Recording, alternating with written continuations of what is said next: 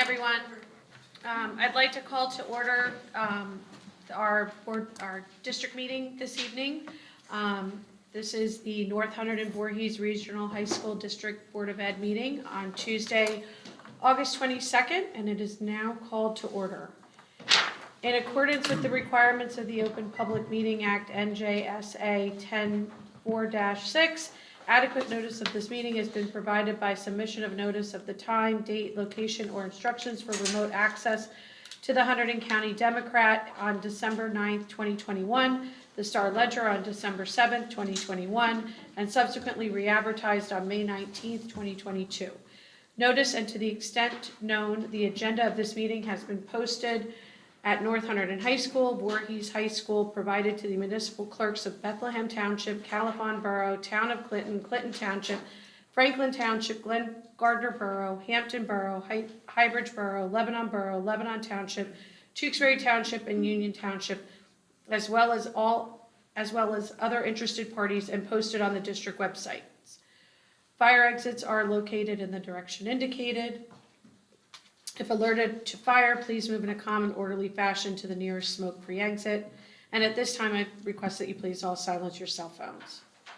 Katie, can we have a roll call, please? Ms. Bonomi? Present. Mr. Chapman? Present. Ms. Crisologo? Present. Mr. Farbanish? Here. Ms. Hintz? Here. Ms. Hoffman? Here. Mr. Hertzberger? Here. Mr. Nealon? Here. Ms. Salino? Mr. Spanton? Here. Mr. Straight? And Ms. Beata? Here. Thank you. Can we all stand for the flag salute? To the flag of the United States of America and to the republic for which it stands, one nation, under God, indivisible, with liberty and justice for all.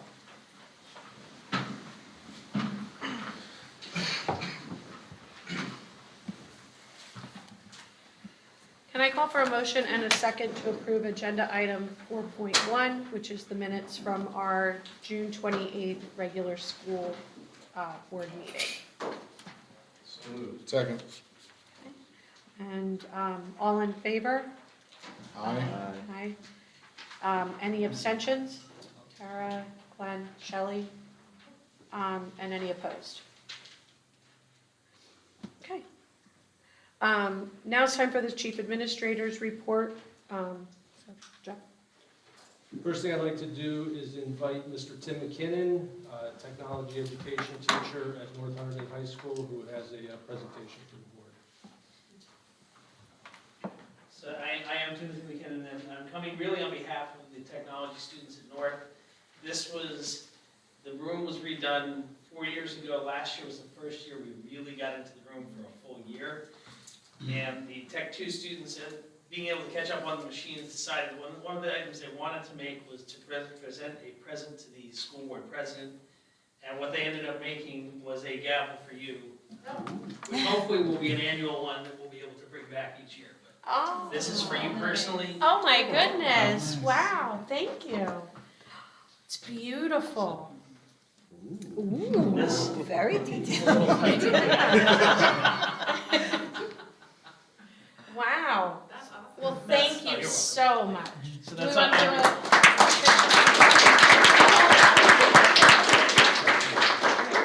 Yeah. against the wall like we did? Yeah, I didn't pull the things out. It's right here. Sorry. Come on, Roseanne. That's a nice. Yeah. Damn it. there you Put that in the agenda. Well, thank you so much. Obsolete goods and heads are auctioned off. go. Perfect, thank you. Thank you. To complete it on behalf of the students, that my enrollment has just really changed, and just the students I have, there's a real appreciation to be able to dream beyond what they have. It's just a solid piece of wood, and to see something that they can make further. So Wow. we've really changed. Has come through, and I actually have to express appreciation to Dr. Cottrell, because it's a machine that he ordered back when he was a teacher, and we finally have been able to get it up and running completely. So thank you very much. Yes. Oh, So wow. the students made all of that. So Oh, that is so impressive. Thank you so much. you're welcome. Thank you. Wow. Want me to take your old one? Yes, we'll take the old one. We'll do away with that, it's gotten a lot of use. There we go.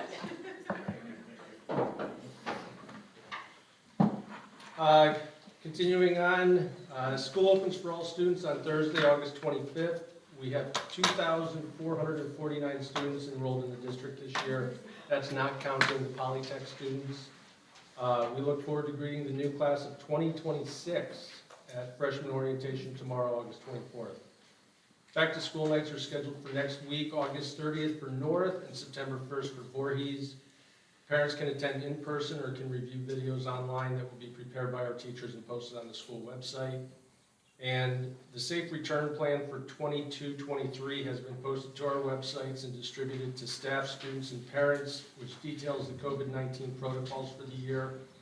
We are following the recently revised CDC guidance that no longer recommends certain protocols, such as contact tracing of individual cases, quarantining of close contacts, and testing. Positive COVID cases should still be reported to the school nurses as they have to monitor for outbreaks and clusters. Individuals who test positive will be excluded from school for 5 days. HIV report. For July and August, we had 2 investigations. One of them was founded. And then just a reminder of what was reported at the June meeting. We had 1 investigation which was founded. We need a motion for that. So moved. Second. All in favor? Aye. Any abstentions?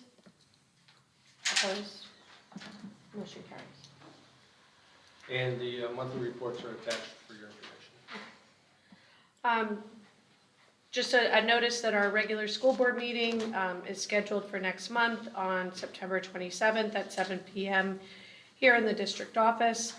We also have a number of attendees who are looking forward to the NJSBA conference in Atlantic City this year from October 24th to October 26th. And also attached in the agenda is a final draft from Gwen of our district and board goals that we discussed with her at the last meeting. Does anyone have any questions or would like to go over anything with the district goals that Gwen provided back to us? I think they're pretty, she summarized our objectives pretty well. So, moving forward, let's go through our committee reports. And why don't we start with Tara? Tara's got a lot of news to tell us this. And my system is all down, so all my notes. Okay, then we'll go to someone else Yeah, first. well, no, Judith's gonna have to get me in, and Okay. it was on my phone, and now it's not on my phone, Okay. so. Let's start with curriculum. And we'll move on to, but Mary maybe can get you a copy of our maybe can you get Tara a copy of the minutes? Thank Okay. you. Is your email working? No, everything's shut off. Yeah, I'll just give you mine. I can't log in here, and it's off my phone now, so. Okay. Okay, the curriculum committee met on August 17th virtually. Everyone was in attendance with the exception of Ms. Salino.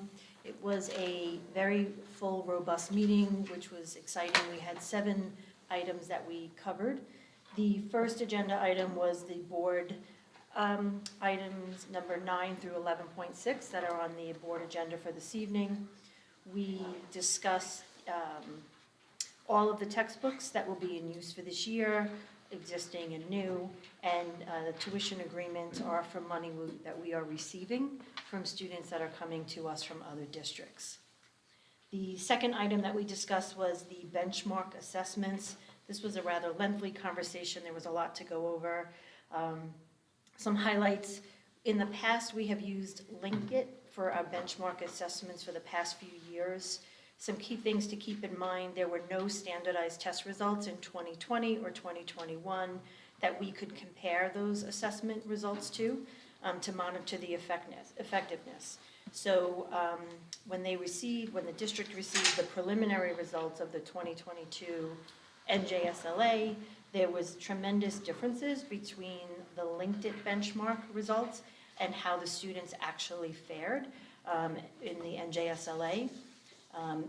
And how they fared in the NJSLA was a higher scores, and they were also in line with what the teachers had been, how the teachers had been assessing the students. So the administration reached out to LinkedIn, directly to have a conversation and to express some of their concerns to try to get clarification. And LinkedIn really was not very forthcoming and didn't see that there was an issue with the differences. So the district has decided that they would no longer like to use LinkedIn for the benchmark assessments. So they're not going to renew that contract. In the interim, they are examining the correlation between marking period grades and NJSLA. There are statewide benchmark assessments that can be used in its place that are already happening. And they'll keep monitoring it and obviously talk to the curriculum committee about this. So we'll be watching this year. The third agenda item was the state standardized testing schedule, pretty robust schedule for 2022-2023 from NJ, the New Jersey Department of Ed.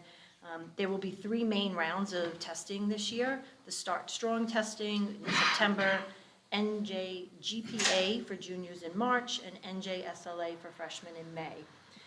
New Jersey Department of Ed is requiring that Start Strong does actually happen again this year, even though last year they said it would only be for last year. So for now, it is definitely happening and scheduled for September. As a district, we still have not received the official spring 2022 NJSLA results, so when that happens, the committee will review them. The fourth agenda item, we talked about the new digital citizenship curriculum. Again, this is something that came out of the surveys that were sent to the staff and the students in the 2020-2021 school year. And the administration, along with Mr. Brown, developed the digital citizenship curriculum last year. It's very exciting, very innovative. Not many districts have this, so it's really something that the administration should be very proud of, and it's being looked at. There are 6 different levels for each grade level within the high school. The lessons are in health, English, and social studies classes. The administration is providing training for staff members on digital citizenship, including having someone from NJ Cybersecurity and Communications Integration Cell talk with staff members about cybersecurity. Also implementing the curriculum based on, as I said, the results of the technology survey. So this curriculum, they will be monitoring, since it's new, the effectiveness of the program throughout the year, and we'll be touching base with the curriculum committee on this. The 5th item we talked about, we reviewed the mentoring plan for this year, we will be doing that at next month's curriculum meeting. The 6th item was the health and PE standards. We reviewed the changes in the 2020 Health and Physical Education New Jersey Student Learning Standards. We looked at it as a whole, even though most of it is K through 8, and we looked at the very few items that were impacting 9 through 12. And then the last agenda item was our data analysis for the month. There were 3 major items that we discussed. The first being the results of the technology survey given at the end of the school year. Lesson learned, they will be administering it a little bit earlier in the school year to try to get more responses. The survey results were exactly the same from the previous year, from a comparison. The second analysis that we looked at was the climate surveys administered in each school at the end of last school year, and that went out to parents, students, and staff members. The comparison report shows how parents, students, and staff members answered similar questions. And then the third item we reviewed, we also discussed the results from the 2022 AP, the Advanced Placement Tests. The number of students who actually took the AP exams last year was down from the previous year, and this is mostly students now get credit for the AP weighting whether or not they take the exams. So the attendance was there, but it's just the people who are actually taking the exams. Less students did that. Overall, the AP exam scores were consistent with how they have been in the last few years, but I would like to highlight that the environmental sciences AP exam scores went up. And it's definitely a nice achievement for that teacher in that class. And that was our jam-packed agenda. So if anyone has any questions, I went over a lot. I was only gonna say, maybe it's worthwhile next week, at back to school, and to tell parents, right, there's an advantage to taking the test, right? If the kids are going to college, it's certainly, right, get classes out of the way. To me, it's worthwhile just making sure the parents, Right. to encourage the kids, right, like that. Question to follow up that, and so they aren't required to take the test only if they want to look to get the college credits in, so Yeah. why would you be so motivated to take an AP class and then not follow through to get the college credits? I mean, is it a small number or is that a substantial number of the students? Yes, please. I'm eyeing Mr. Brown over there. First off, it's cost. It's close to $100 for each AP exam. But secondly, students are able to look at the college, see what they're able to accept for that score. So on the College Board's website, you can put in your college and see what score you would have to receive in order to earn college credit. But the biggest impact is also, students are taking a lot of these courses for college credit with us already through Seton Hall or Barrington Valley. So they're already getting a college transcript for that course. Thank you. Thank you for that. So I had a question about the technology survey. You Yeah. said the results were similar to the prior year. But was there any like findings or takeaways or learnings from the survey, like aside from it was consistent year over year? Like what did we find out? Just that the digital citizenship was something that had been regularly identified as something we needed to do. Okay, so the good news is we're doing Yep. that. Yeah.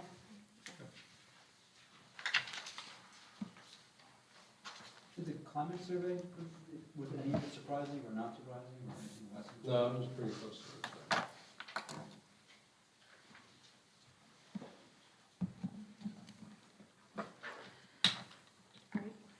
Tara, how you doing? Well, we're in here, but we're here, so yes, we're good. All right, so, community relations, please.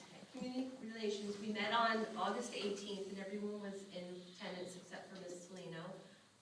We discussed, as Mr. Bender said, the COVID and reopening, safe reopening, and Ms. Nagala sent out a wonderful letter to all the students and parents regarding the plans. So that was discussed and outlined and put into fruition. The other action item that we had was that we have a referendum coming up on this next ballot. And we discussed campaign tasks, which would mirror our 2016 campaign. And the committee reviewed other items, both old and new tools that we can use. Some of the talking points would be that there's not going to be any increases on our taxes, and to also note that on the last referendum from 2016, monies that were not used, we gave back to the taxpayers. So there was a reduction in what would be the 2% tax was reduced because of that. So we want to let the public know that we're fiscally responsible and that we need this referendum, but we will be diligent in the use of the funds and when we go out to the taxpayers to ask for the referendum. One of the other items that brought up Mr. Chapman in our discussion was on the solar panels, and we're talking about doing a ribbon cutting once that all gets put in place, but we're getting closer and closer to being fully online, so that's going to be quite exciting. So when that happens, we'll let the public know about the ribbon cutting for the solar panel project. And that was it. So we're going to be busy working, trying to get the message out there about this referendum, and hopefully we can get the community behind us in this effort. And that was it. Any questions? No? John, you want to give us an update on facilities? Sure, facilities, finance and transportation met on the 15th. Everybody was in attendance. I might as well jump right into the referendum. That was one of our items of discussion. You'll see on the agenda tonight, letters of approval from the Department of Education for the projects both at Voorhees and North Hunterdon. They are approved for debt service aid, which is the whole point of these projects are, there is state funding that they qualify for. So that's what we're looking to obtain. And also, there's a resolution to authorize the bond question for the November ballot. So we're, taking those formal steps to see these projects through. And as far as projects, there were summer projects at the high schools that are winding down, North Hunterdon Courtyard, and also paving. Those are done. Solar is complete at Voorhees and North Hunterdon. Did the cut-in go successful last week? I know it was scheduled for last. It did. It did. So we are online for both schools. It needs final approval from JCP&L and then we'll be able to power on the panels. Okay. Right now we have. The work is everything done. connected. Just JCP&L has to Final bless one. it. Okay. Right. We're close. We're really close. Let's see. Also, at Voorhees and North, the tennis courts, work was scheduled for this past summer, specifically at Voorhees. I guess we had done this type of work at North before. It was maintenance work, but at North or at Voorhees, it was more substantial work. It was the first crack at this technology, which eliminates the need to totally resurface. However, there's been a problem with the contractor, not with their work, but with the product, the materials they've been receiving from the manufacturer that have been substandard. So that portion at Voorhees isn't complete, and as soon as the contractor can have those suitable materials, they'll commence work again. Unfortunately, there's going to be some disruption at Voorhees, but we're assured that the athletic departments of both schools will coordinate so that to limit the interference for the Voorhees tennis players. Transportation. There was a lively discussion 2 months ago at our meeting regarding the potential cutting of the 315 runs. So that is not, that's not going to happen. The administration studying this issue, and what's planned for this year is to eliminate the Thursday run, keeping the Monday and Wednesday run. Now, the reason we're looking to cut it, as you probably recall, that we've seen a lot of inflation, especially when it comes to fuel, and directly impacts their transportation budget. So looking at the overall transportation budget, the administration was able to keep it at within the 5% increase from what had originally been budgeted. That's with tweaking some of the regular runs, eliminating one of the 315 runs, but then also of those 2 315 runs that will run weekly, one of those we've qualified for funding from the ESSER grant funding. So we'll be able to utilize those monies to cover the cost of one of those runs. So transportation budget is where we want it, and we're maintaining 2 of those runs. So some of the discussion was around the usage of those 315 buses and whether or not they were vital or not. So we're going to do a better job this year of tracking the actual usage, so it's not anecdotal evidence that we're using to potentially cut those runs. So we'll follow those more closely. That grant funding is good for 2 years, so at the end of that 2 years, we'll know better whether they're necessary or not. Other than that, it was just some agenda items, annual contracts that you've seen in the agenda, but those other items I talked about were the meat of our meeting. If anybody else has any questions, if not, I'm finished. Thank you. All right. Ryan's Oh, got a question. Ryan? Questions, so I think you've answered, so 14th, if I can ask about the agenda, refer to agenda items, the Sure. 14.5, you're saying that $2.25 million for the transportation is within 5% of where we wanted it to be when we made a budget a year ago Yes. or whatever. So, Right. And then We answered the question already, so let me jump to 14.7, that's the word, I'm wondering about the wording of the, that's not a resolution, what is it?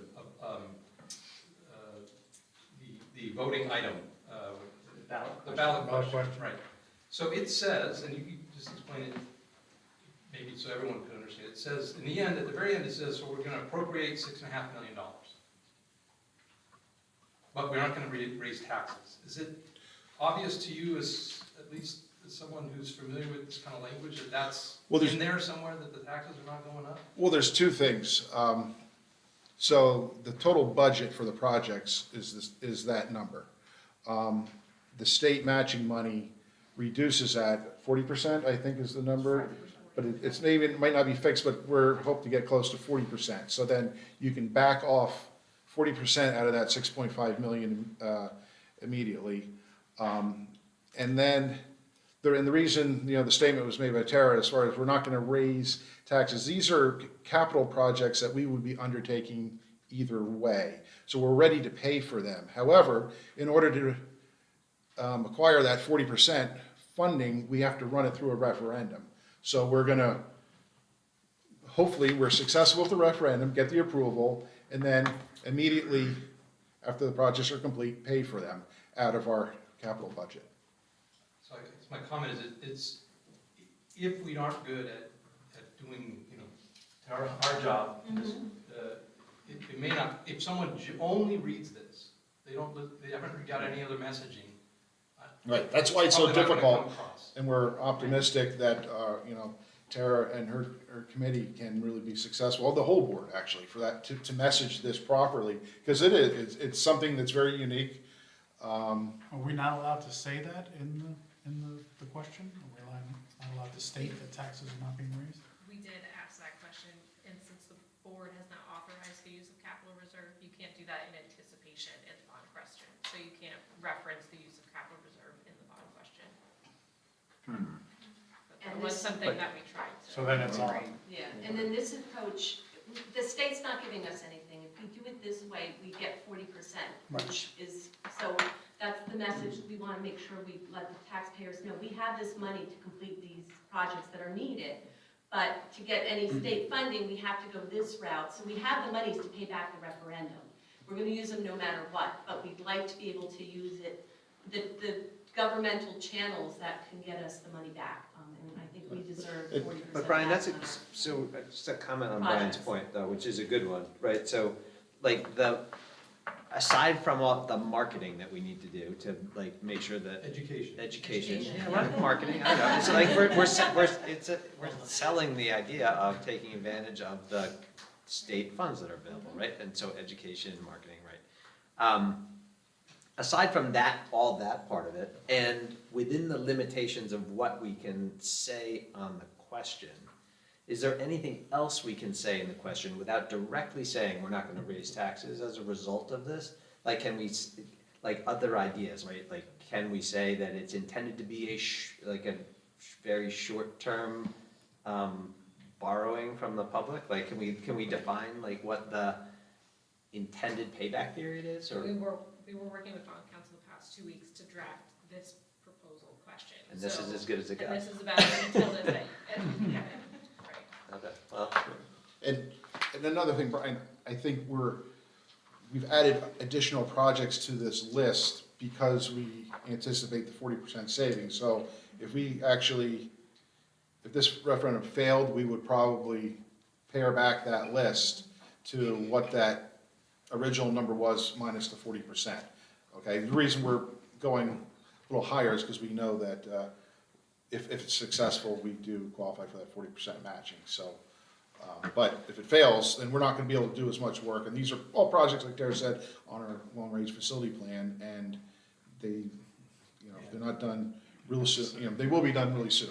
right, it would be a shame if we are not successful in getting this passed, because we're just leaving Money on the state money on the table. table. Like, it would be a shame for the district. That being said, Katie, back to your 2 weeks with bond council, isn't there always there's the question, Right. and then there's the interpretive statement, like, thank you, I wasn't gonna be that eloquent. the interpretive statement that goes next to it that explains it in like English. What, like, do we have much room do we have more room there to explain what we're doing in the interpretive statement? We could add the explanatory statement. Their advice was to not have that in here. But it's not something that we couldn't explore, it's just right now we're on a tighter deadline. Do we have to submit the interpretive statement at the same time as the question? Correct. Interpretive statement, no new taxes. Right, right. Read our That's all lips. it says. Read Brian's lips.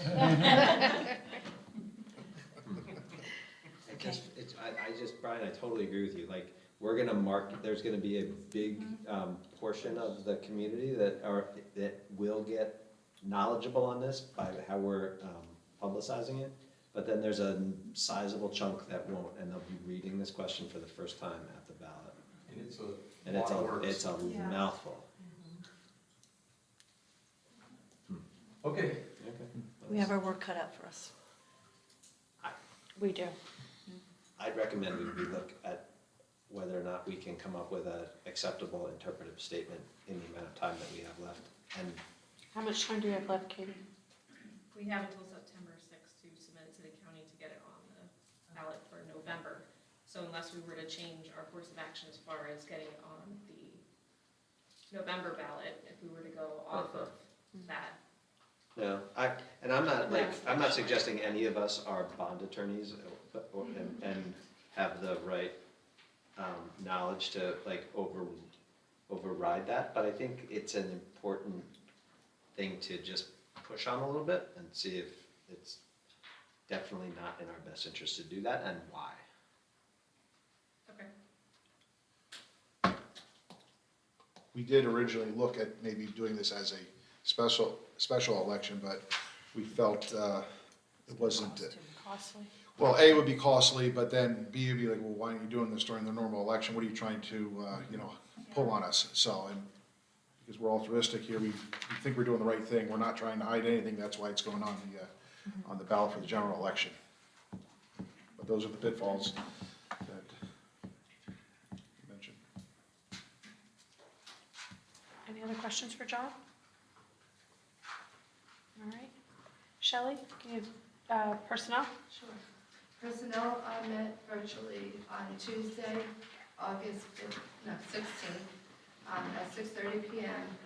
All committee members were in attendance, as well as Mr.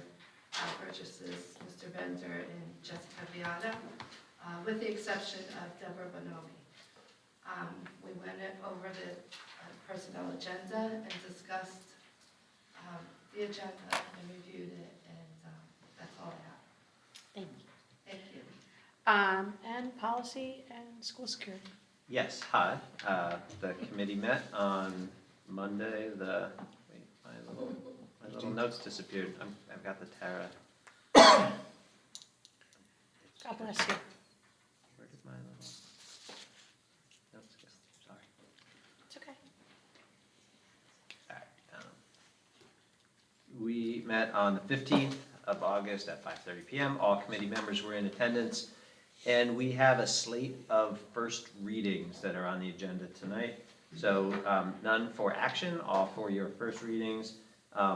Those 8 include a new mandatory policy for student representatives to the Board of Education, which, I think we should feel pretty good about because we were ahead of the curve there, having had our own temporary policy or trial policy for having student representatives to the board. So that's good that everyone else is catching up to us.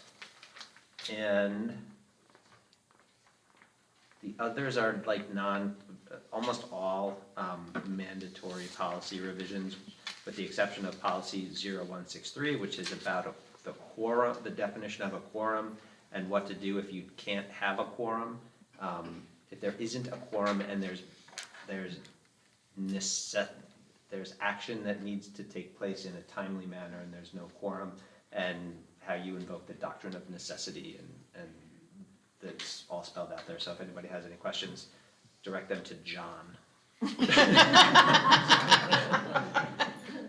And Brian, I know Brian sent some questions with some email, some clarification questions to some specific words that seemed like good points. I didn't, that you sent that today, but like cleanup items, like on a couple of the policies, so we'll look at that in between the first and second readings. And then the other main thing that we talked about was that Ryan and I are gonna get together before the next meeting to talk about implementing the district goal of continuing the policy revisions for the non-mandatory policies and putting a timeline and a plan of action in place to get that done this year. That's great. Anyone have any questions for Rob that he can direct to John? If it's about the doctrine of necessity, direct it to John. No questions for Rob? Did we have any meetings that were outside of the regular committees with the liaisons or delegates? I don't think there was anything held in the last couple for the summer, so I think we're good. Sending district met again, remember? Oh, we did, but I was not there, so can you tell us about the sending district meeting? Yeah, so we had a part 2 of the regionalization sending district meeting. This one was coordinated from the Highbridge sending district coordinated this meeting. It was sent out with about 2 months' notice and asked for responses. Every Voorhees sending district was invited and responded yes. Unfortunately, not everyone showed up, so we couldn't have the full meeting that we wanted to, but the districts that attended were Highbridge, North Hunterdon-Voorhees, we were present, Lebanon Township was present, so that was it.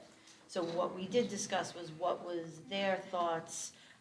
They threw out some ideas, but ultimately what it came down to is another meeting is going to be scheduled, and we're actually inviting Gwen Thornton to come to that meeting live, because even though it's the same people who saw Gwen's initial presentation on the topic, there was still some misinformation, so it was suggested that we bring her again, and they all agreed. So Highbridge is trying to schedule a meeting with all of the sending districts with Gwen in person at the Highbridge district facility, hopefully within September, October. Yep. Were the north sending districts invited? No, and that wasn't clear at first, I'll be very honest. What the I Voorhees, did not recognize that either when Yeah. the invitation was sent out by Highbridge. because at first it was, yeah, so. It was circulated to all the sending districts, and then Highbridge kind of, it became a mind of its own. And she stepped up and said she would like to organize the meeting. And when we thought that she was organizing it for all, and it came as a surprise that it wasn't. So when I asked about that in person, Highbridge feels strongly that they wanted to hear from their community first before they met with the full 12 sending districts. And unfortunately, there was only, aside from us, there was only one other district there, and they were okay with either way. And, I preferred everyone to be there, but am open to, whatever conversations need to happen, we were willing to have them. So I think what's going to be beneficial is to having Gwen present, because again, it's the same people who were at her initial presentation. They were presenting ideas that were not accurate. So after 3 times of that happening, that was my suggestion. Can we bring Gwen back? And, Do you think that Gwen would do it for all of the sending, like we should do it for the whole crew? We did. Oh. So the meeting before this was for everyone. And all, because when we work with Marin to organize it, it's every sending district. And Highbridge asked specifically that could they organize it, and they took it upon themselves to organize it their way. Which is totally fine. Yeah. I think that. No, it's totally fine. Yeah, I think at the end of the day, conversation Is good. is Exactly. good, right? Like we want, like, Exactly. if the Voorhees sending districts want to get together Right. and talk, and the Yep. north ones do, and Yep. like I think we just need to do what we can to be facilitators Yes. of that dialogue. We will Right. be present at all of them. Because, Yeah. like, everyone needs to get on, everyone Yeah. needs to get on board, and we can't always drive, but we can Right. certainly, like, we can facilitate, we can influence, we can Yeah. lobby, And bring in facts, right? yeah, Yeah, and bring in, support, yeah. so.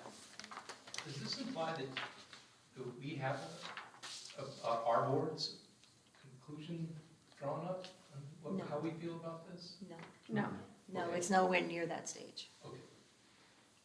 I think what has been discussed here multiple times, though, is an interest in having that dialogue and like and calling the question. And finding out, what are the potential cost savings in doing this, as well as, it helps with the teacher shortage that keeps building, there's so many aspects that this can help. But I would say it's probably also fair to say, it's calling the question and having the discussion isn't just looking at the positives, it's looking at what are some of the potential downsides of it. Yes, and like, Gwen does a good job of that. right, so Yeah. like, I think we should have I think it's on us to facilitate a holistic, fair conversation about it and look at the positives and negatives and then call the Right. question. and since the state guidelines changed Exactly. dramatically, we do need to have an expert who can interpret those new guidelines. Mhm. So I think including Gwen, again, is beneficial. So the email hasn't been sent out yet on what the new date is, but we'll keep you updated, and we'll keep attending. All right. At this point in time, there's an opportunity for public comment. During this portion of the meeting, the public is invited to address the school board with questions or comments. The public is requested to sign the register provided for this purpose and to state their name, municipality of residence, group affiliation if applicable, and direct their comments to the school board president. While all comments will be considered and a response will be forthcoming, if and when appropriate, school board members will not respond to the speakers at the time of their appearance. The public comment period will be a maximum of 30 minutes in length unless there are unusual circumstances. Those appearing will be allocated 3 minutes to speak, and no one will be permitted to speak twice until those that have not yet had an opportunity to speak have had a turn.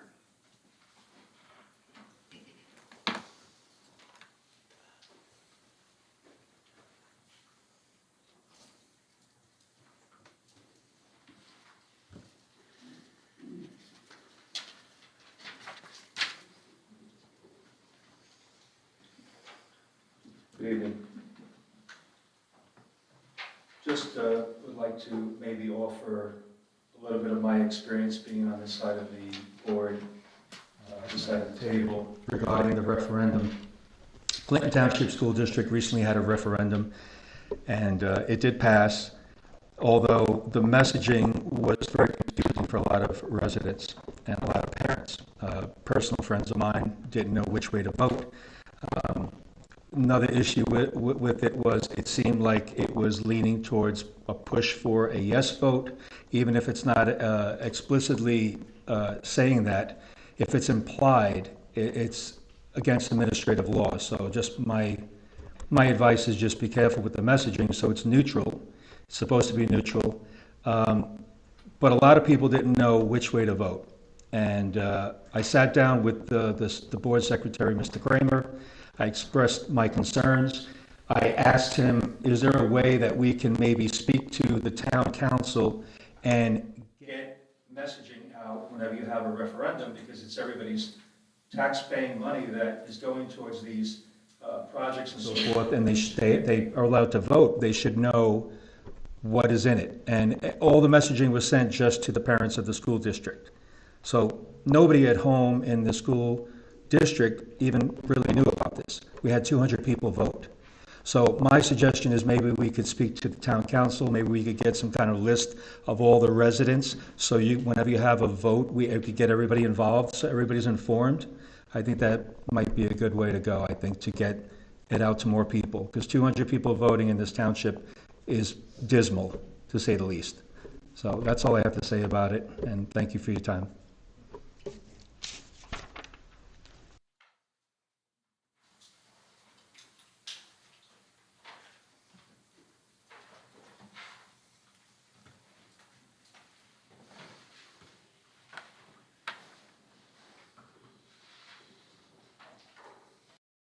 Hello.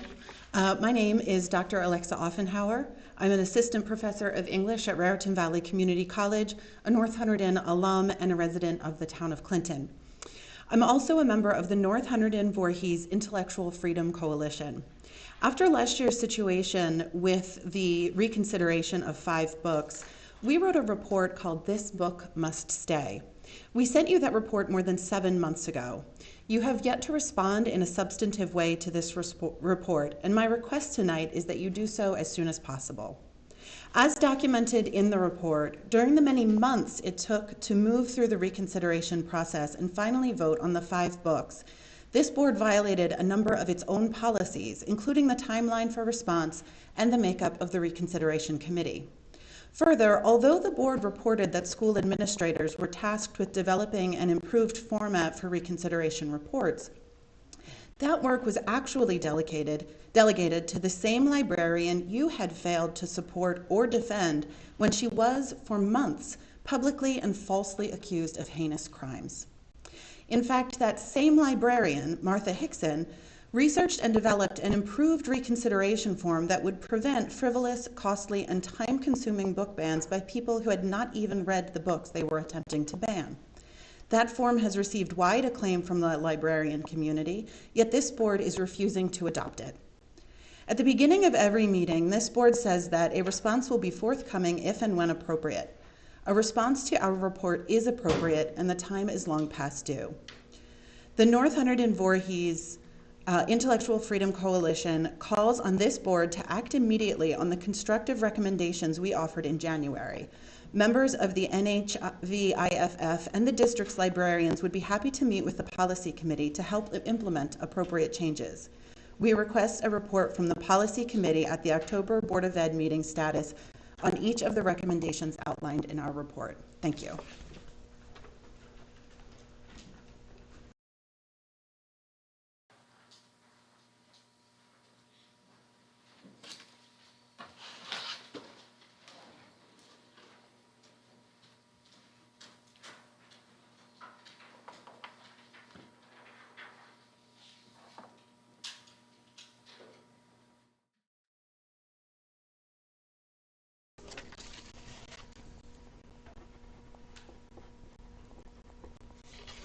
Good evening.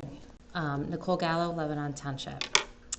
I'm here to ask the board tonight to vote no on the Panorama Education Resolution. The past 2 years have been quite unprecedented.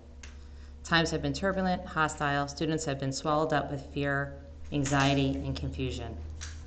Student suicide is at all-time record highs, and I bring this up to further support my point. We are going on 2 years of these surveys, and they have provided nothing besides fostering division among the students. These personal questions should never be asked by a school, ever.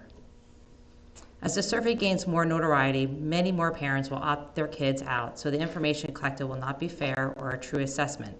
In addition, this data is used to help further decisions based around curriculum. How is it accurate or inclusive if the survey lacks all the students? The results are skewed, making them inaccurate and therefore unproductive. In addition, the results, which include names, ages, gender, and all answers to intimate and personal questions, are sent to a database and sold to third parties, which is called data mining. Panorama has made national news because of the backlash of concerned parents around the country for data mining of their children. School districts across New Jersey are being sued. At some point, school districts will become accountable. Are you willing to put your name in support of this resolution, knowing that at some point you will be liable for endangering minors? Panorama Education made national news and was reporting on negatively for selling sensitive information to Facebook. Facebook gathers information, then individually targets individual children with their specific interests or lack thereof. An example would be if a child was struggling with depression, they would begin getting ads for counseling programs and materials on their social media. It would affect friends' suggestions and organizations to follow, all unbeknownst to the parent. This is extremely dangerous because the information may be misinformation or could be a plot to traffic children by getting them to trust the vendor. By supporting this type of behavior puts all of you in the school district at serious risk. The school does not have the authority to alter or manipulate individual family values. This has no bearing on education whatsoever. Question example. How do parents feel if you smoke tobacco, marijuana, prescription drugs not prescribed to you? What is the point of this question? All parents should be concerned on all the above. Why and how is this the school's business? What is the question asking? Will the student begin to get ads related around drugs and alcohol? Please do the right thing and vote no to this resolution. Please do not continue to support the manipulation of our youth. They rely on you to make the right choices. You have signed up to represent your constituents and do what is best interest of our students and our community. Please do not continue to make them victims by exposing them. Thank you.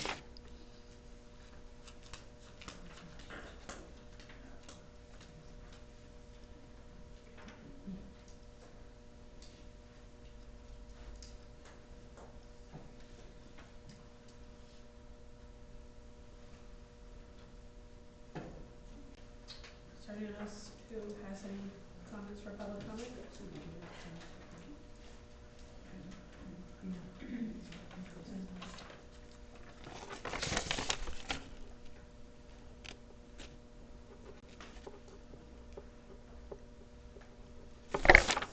Good evening. My name is Amy Barrett. I live in Highbridge, and my children both graduated from Voorhees High School. I'm a retired teacher who taught middle school in Union Township for 17 years. I'm here tonight because I'm concerned about the increasingly vocal group of people, many who were here last time, who want to ban books, prohibit comprehensive sex education, and discriminate against LGBTQ students by erasing any mention of them in the school libraries or curriculum. I think concerns about sex education and sexual orientation have to do with fear. Many parents have the feeling that sex information will shock or disturb their children, or even worse, it will interest them too much. Some fear that by giving children and adolescents information about sex, we encourage them to rush out and do it. My daughter might suddenly decide she's a lesbian, or my son might come home and announce he really wants to be a girl. This isn't what happens. Good sex education gives people the tools to understand their own bodies and to think before acting. Studies confirm that teens who are taught a comprehensive sex education curriculum are more likely to delay having sexual intercourse and less likely to get pregnant, catch a sexually transmitted disease, or engage in thoughtless or exploitive sexual activity. New Jersey Public Schools must provide a safe and inclusive learning environment for every student, regardless of their sex orientation or gender identity or expression. To create a safe learning environment for everyone, the New Jersey Revised Physical Education and Health Standards are designed to promote understanding and respect for those who are different from us and those we may not agree with. If parents have a problem with the sex education curriculum, they know they have the right to opt their children out of those lessons. The revised PE and health standards are certainly not pornographic or obscene. They are guidelines for talking about age-appropriate topics. For example, second graders already have a sense of their own gender identity as girls and boys. Learning that gender stereotypes may be limiting seems appropriate. Fifth graders approaching or already experiencing puberty really do need to learn about masturbation. My colleagues and I sent quite a few sixth graders to the school nurse to learn that this is a private activity that shouldn't take place in the classroom. Eighth graders already know about sex and different forms of sex from each other, TV, the internet, and social media. High school students who are already engaging in sexual activity need to know about consent, contraception, and STDs. LGBTQ+ teens also need relevant information from a sex education curriculum. Sex education can save adolescents' lives. When children are provided with an accurate and age-appropriate understanding of their bodies, they are more likely to develop safe and healthy relationships with each other and are less likely to struggle with mental health issues. Education about respecting others who are not heterosexual or cisgender reduces bullying, harassment, and suicide. Thank you for respecting all the students in your curriculum.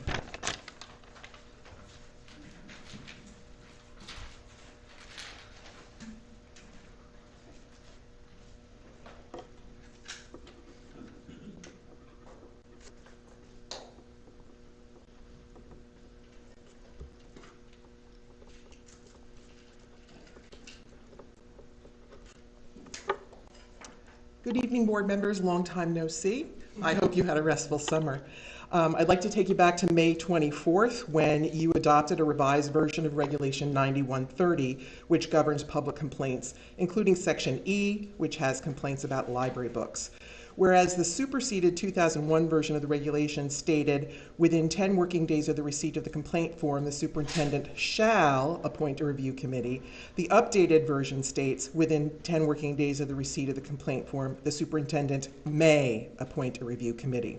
This seemingly small change is significant for several reasons. According to the Legal Information Institute at Cornell University, the word shall connotes inevitability. And in a legal document, such as board policies, shall is an imperative command, usually indicating that certain actions are mandatory and not permissive. This contrasts with the word may, which is generally used to indicate a permissive provision, ordinarily implying some degree of discretion. The regulation provides no criteria or conditions under which the superintendent will or will not appoint a review committee. The regulation does not explain what happens to a complaint for which the superintendent declines to appoint a review committee. The discretion imparted by the word may confers to the superintendent the power to protect a book or place it at risk for banning based on his personal preferences or beliefs. Hypothetically, the superintendent could refuse to appoint a committee in response to a complaint about Dinesh D'Souza's 2,000 Mules, but choose to appoint a committee in response to a complaint about Jonathan Lemire's The Big Lie. In that situation, the D'Souza book would not be at risk for removal from the library, while the Lemire book could face removal depending on the decision of the committee, the composition of which is also dictated by the superintendent. And just before you panic, neither book is owned by the library. It's just for an example. During the 21-22 school year, the district faced 5 book challenges, which generated massive public interest and participation at board meetings. Yet, the board adopted the revised regulation behind closed doors with no public notice or review. Although public presentation of the regulation change is not required, failing to discuss the regulation change openly and failing to notify district librarians of a regulation change that affects their work creates the perception that the board is not operating in good faith. In 2019, the superintendent demanded that the district librarians remove Fun Home, one of the books also challenged in 2021, claiming that the book risked debauching the morals of minors, and asserting that district reconsideration policies did not apply to him. Offering a superintendent unilateral power to determine whether to protect or indict books is a troublesome development. I urge you to adopt the recommendations of the intellectual freedom fighters and establish a time-delimited threshold for declining repeat reconsiderations of previously reviewed material. Thank you.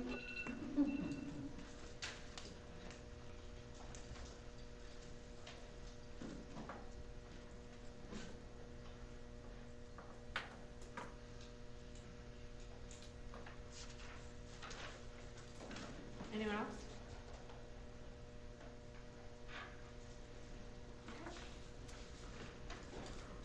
Moving forward with the agenda, I'd like to call for a motion and a second to approve the 2022-2023 textbook list. So moved. Second. Katie, so roll call vote? Ms. Bonomi? Yes. Mr. Chapman? Yes. Ms. Chrysilogo? Yes. Mr. Parbanish? Yes. Ms. Hinz? Yes. Ms. Hoffman? Yes. Mr. Kirchberg? Yes. Mr. Malik? Yes. Mr. Spansky? Yes. Mr. Stream is absent, and Ms. Fiato? Yes. Thank you.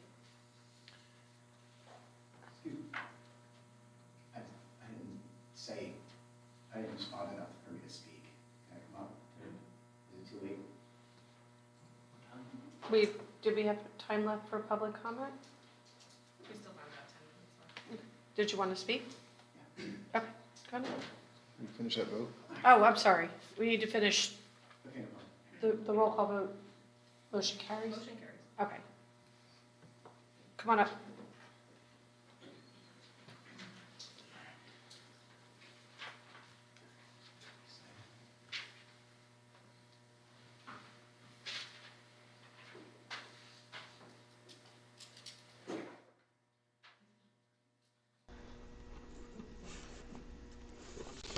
Okay.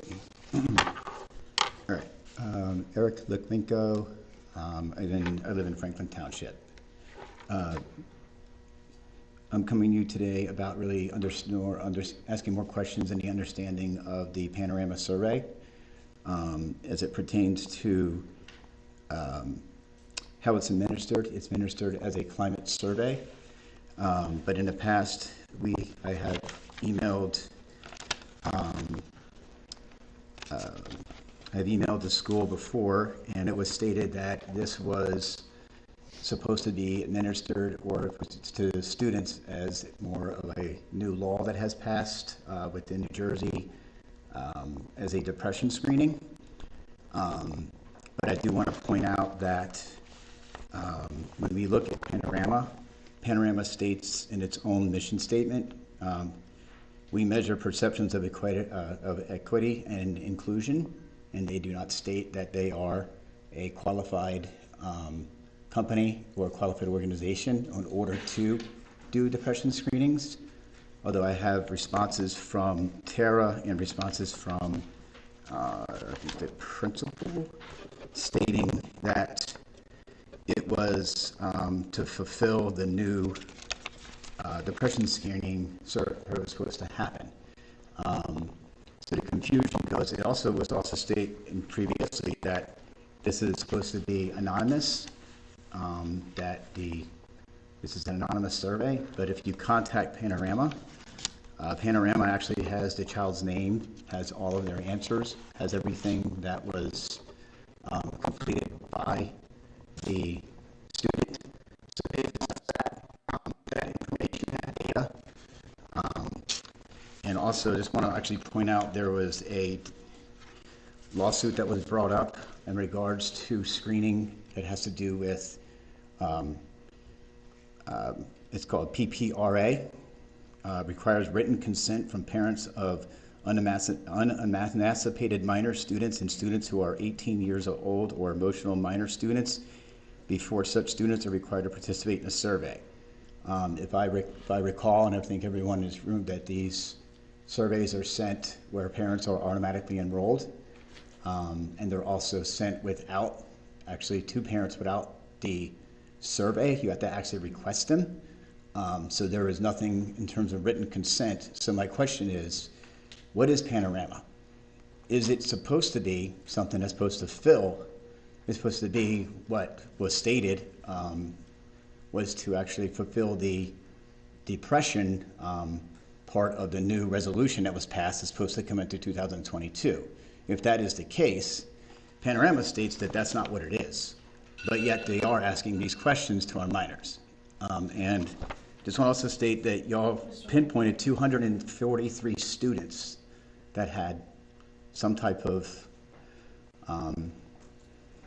high alert. But if it was anonymous, then how can you pinpoint those 243 students and then also say that they're going to be in contact by the guidance counselor? So my question is, yeah, okay. So I'm just going to throw that out there because I see that there might be some confusion on what exactly this is and if it really does fulfill the need of what. Thank you. Question, right?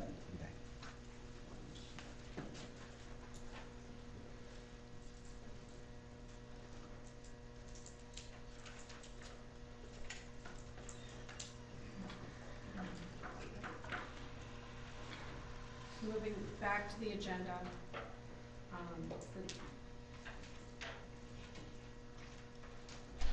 The next item on the agenda is to call for a motion and a second to approve agenda items 11.1 to 14.28. Motion. Second. Does anyone have any questions regarding the items in, from 11.1 to 14.28?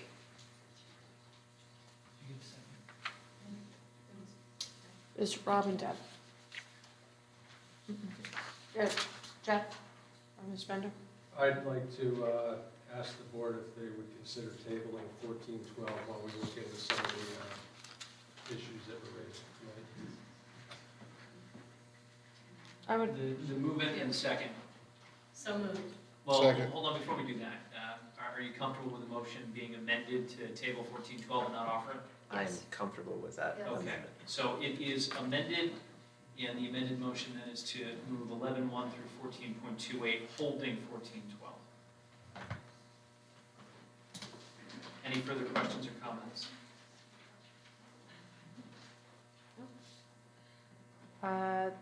This will be a voice vote, so all in favor? Aye. Voice or roll, because for some things I have to abstain on. Voice, she said. It's voice. Voice, okay. Yes, so your abstentions, Sarah? It's just the 14.28, I'm on it. The travel. And I need to abstain on that as well. Okay. 14.28. 14.28. Same, me also. 14.28.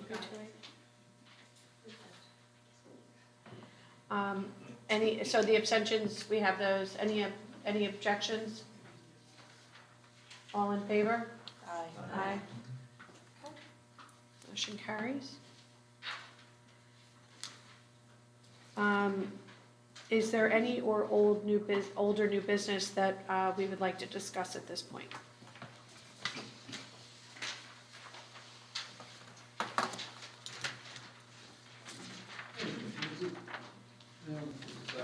Is snow days still snow days, or are snow days a possibility of being virtual? As of right now, we haven't gotten clarification from the state. It was only because of COVID that we could use virtual. So we have them in our calendar. Yes, still building And there will be no more virtual learning for COVID Yeah. either, yeah. Any other old or new business? Okay, seeing none, I'd like to call for a motion and a second to adopt resolution 082322-2 for executive session to discuss matters falling under category 8 as reflected in the attached resolution. The board expects to be in executive session for approximately an hour and upon return to public session, action will be taken. All in favor? Oh, wait, I'm sorry, motion and second. Motion. Second. All in favor? Aye. Any opposed or against? Or abstentions? All right, motion carries. We're in executive session.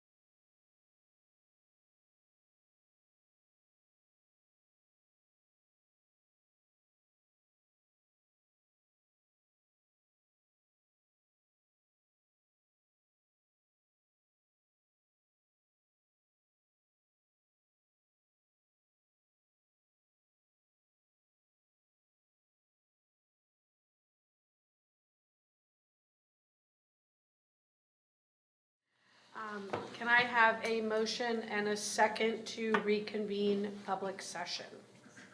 So, second. All in favor? Aye. Aye. Opposed? Abstained? All right, motion carries. We are back in public session. At this time, I call to see if are there any items of new business that we would like to discuss? I would just, I know it's gonna be so busy in the fall, but as the chair of community relations and that, if I can just kind of touch base with everyone, because we're gonna put together town meetings and that, because we'll go to all the municipalities, so I could use some help on helping us get out to all of that way, as the one person that spoke, a lot of the parents of the students are informed, but we want to reach the rest of the population because it is a big election, and get out there. So I'd love to be able to tap in everyone to. I think, Maren, you're gonna have a schedule of. I already got it ready to send. All right. All righty. Sign up, where you're gonna go, where you're gonna go, wherever, that'd be great. That's right. Yeah. Yes, I know everyone's busy, but, and it's a lot of work being on the board, but if we can do this push, it would be helpful to educate Is everybody. the restriction on being able to do written also? Yeah, like we have a town Facebook page, is the rule apply there also? Let me look into that. That would be good. You have a Q&A section, a page for Q&A question, yeah. I don't think it's a problem, I think it was more as far as it being on the ballot. So let me just get clarification. Well, anything coming from the district, you cannot say yes, oh yes. But as a private citizen, they can on their own Facebook. But we can double check with the attorney, right, John? Yes, and I think the question was using other resources, not individual board members posting individually. Well, we certainly Yeah. can go to our town council meetings. Yeah, go to the town But council meetings, we that's also what I have, said, can yeah. the board do write-ups on town Facebook? I mean, we have a town, Union Township Facebook. I think it would probably be helpful for parameters to be discussed, Okay. so that we stay within Well, the that's what rails. I'm asking. Yeah, of advocacy and information, and not lobbying for a specific position, which is important, that was discussed tonight, but I think it would be helpful to talk about what those rails are, because as discussed, it's important to convey this information and educate. And I'll have talking points out to everybody tomorrow, so now that you've approved everything, I'm gonna shoot you a bunch of emails tomorrow. So, yeah. I'm actually interested in that distinction, right? Like from about information versus advocacy. For a ballot question that the board is like introducing, like why wouldn't we, like why are we not able to have a point of view on that? Like, I guess I'm understanding that we're not allowed to, but. Well, I guess on ethical, like, you could make a statement, but say, I'm saying this as Rob, not as a board member, but as a taxpayer in my town, and this is my thoughts. You could do that, but you have to make that disclaimer. Right, no, I'm understanding that as the rules. I guess we've talked very openly in this room about the advantages of, that it would bring to the district, and that's why we are introducing the ballot question. Right. Right, so. We're obviously for it. How is like, where's the line? Right. Where is that line? Because I feel like we haven't even, I'm not sure we've been trying to, I mean, maybe I've been uneducatedly, stating why this seems like a good idea, which feels like advocacy. So the schools, let me jump in, just real quickly, mindful of the time that you had mentioned as far as the target here. It's 8:29. You have 1 hour, go. There's a whole series of school ethics commission decisions on this issue going back to when communities voted on budgets. And I think it's instructive for this, because similarly, and I think this is the concern, it's not so much each of you using your voice, particularly, it's not each of you using your voice as individuals, it's the use of public resources to advocate for a specific position. And I think that's where, if you look at the School Ethics Act decisions as to budgets, schools could not use public resources to advocate for passage of their own budgets. SEC has said that. I think similarly here, and not just use of resource, like the website will say this, or we're going to put out a flyer that says vote yes for these reasons, or we're going to dedicate a website specifically to this, vote yes on the referendum for this. it's not just the use of the resource, it's the thought that the board itself, since this is a matter left to the community to vote, the board itself can't lobby, and the School Ethics Commission has said this, cannot lobby specifically for a position. Can share information as to why, can share information as to what successful passage of this would mean, and what the reasoning was to bring the referendum forward, but stopping short of saying, and you should vote yes. Okay, thanks, that's helpful. Thank you. Interesting. Yeah. Makes sense. Any other new business? Can I call for a motion and a second to approve agenda items 19.1 and 19.2, including any hand carries if provided? So moved. Deb, Second. Tara, Brian? This is a roll call vote, Katie. Ms. Bonomi? Yes. Mr. Chapman? Yes. Ms. Aloga? Yes, with the exception of 19.2, I abstain. Mr. Purbanek? Same thing, yes to 19.1, abstain to 19.2.